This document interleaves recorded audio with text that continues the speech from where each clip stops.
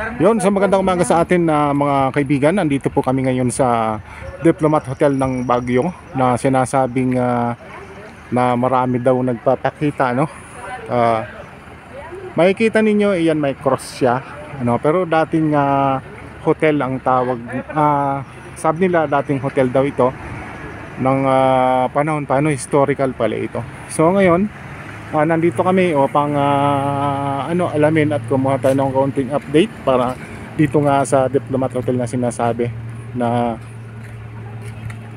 noong mga nakaraang araw daw ito ay eskwelahan, ano, so tapos parang ng mga Dominican, ano, Dominican band tao.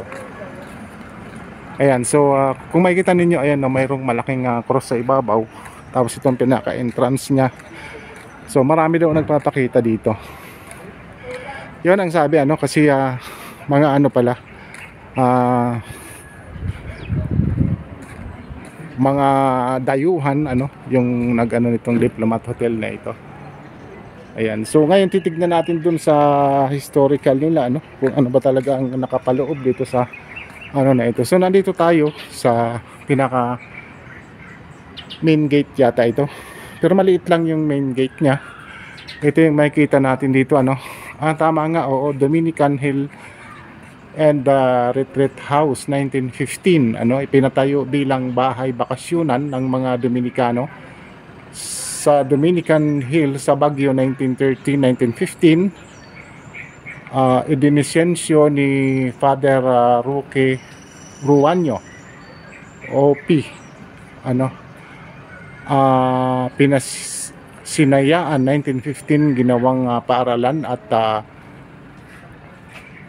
pinangalan ng Colegio del Santissimo Rosario 1915-1918, nagsilbing kanlungan ng mga pamilya at paring Dominikano noong panahon ng Hapon 1942-1945. Ginamit ng mga Hapon bilang huling tanggulan. 1945, binumba ng mga sundalong Amerikano. April 1945, ipinaayos. 1945-1947, ginawang Diplomat Hotel. 1973-1987, inilipat ang pagmamay-ari sa lungsod ng Baguio. 2005.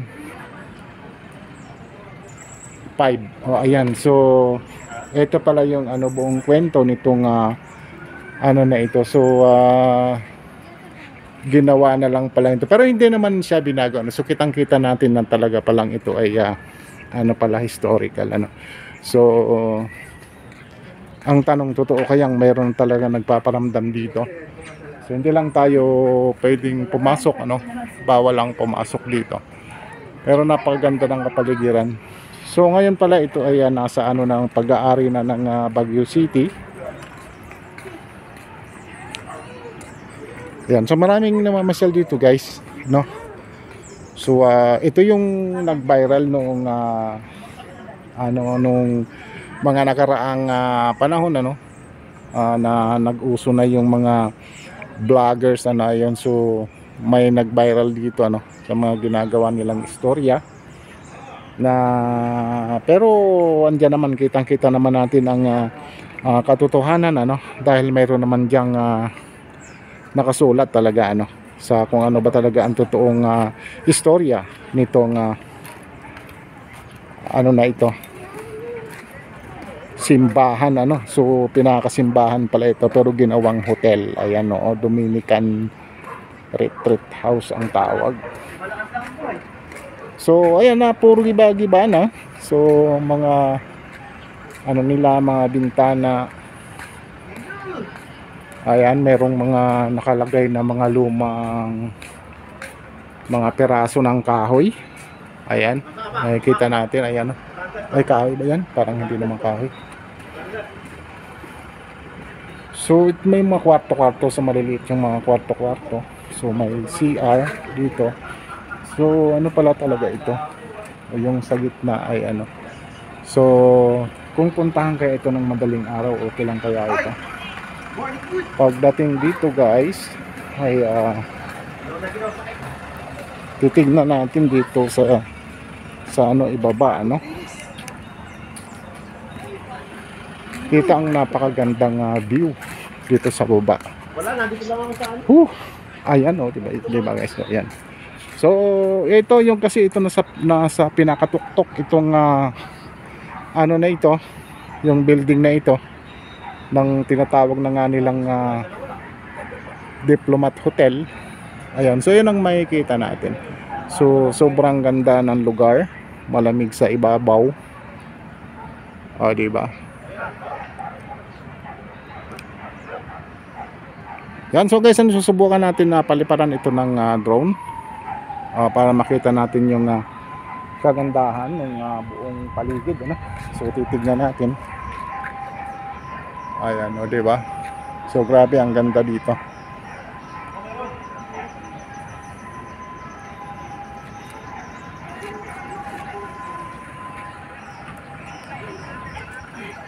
Tingnan nga pala natin dito sa likod, ano? Dito sa banda likod, kasi nandito lang tayo sa harapan pumunta, ano? So tignan natin dito ang ano dito sa likod. So dito may mga halamanan, ano? May mga halamanan dito, may nag-aalaga. Ayan.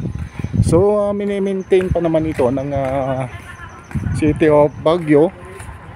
Ay gwardiya nga doon sa harap. So may mga camera sa paligid. Guys, may mga camera, may mga CCTV.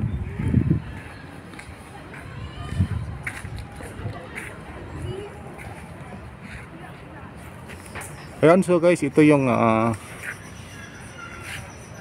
ayan, ito yung paligid, ano? Ay, ito yung likod. Ayan. So titignan natin, ano, magpapaalam tayo din sa guard kung pwede tayo mag palipad ng drone, no? Wow. So pagka ikaw nasa ibaba ay kitang-kita itong building na ito. So mukhang nakakatakot.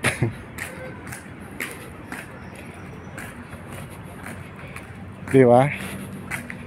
So andito tayo ngayon sa may ano, sa kabilang gilid, ano.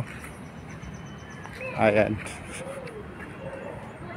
So mga luman-luma na yung kanyang ano. Ayan.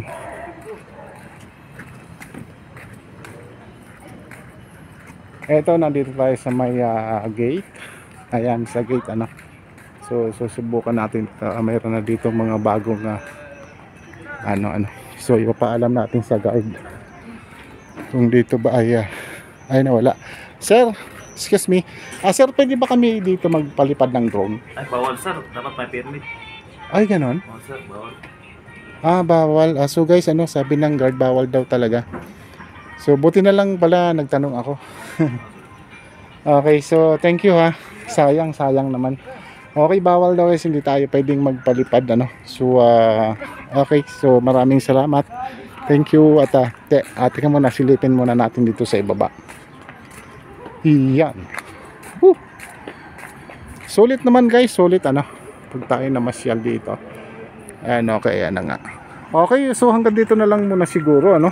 So lagalag vlog, ano, tropang Bicolano.